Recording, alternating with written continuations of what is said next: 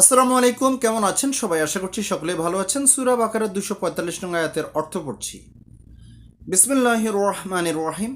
কে সে যে আল্লাহকে উত্তম ঋণ দান করে, পক্ষান্তরে তিনি তাকে দ্বিগুণ বা বহুগুণ বাড়িয়ে দেবেন, এবং আল্লাহই মানুষের আর্থিক অবস্থাকে সংকীর্ণ বা সচ্ছল করে থাকেন, এবং তারই দিকে প্রত্যাবর্তন করতে হবে। তো আল্লাহ জানতে চান যে তারা কারা যারা আল্লাহকে উত্তম ঋণ দান করেন, এবং উত্তম ঋণটা কিভাবে দান করা হয়।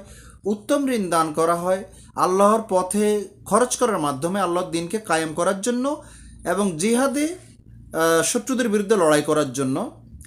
এইভাবে উত্তম ঋণ হতে পারে, এবং মানুষকে দান করার মাধ্যমে, গরিব দুঃখীকে দান করার মাধ্যমে হতে পারে।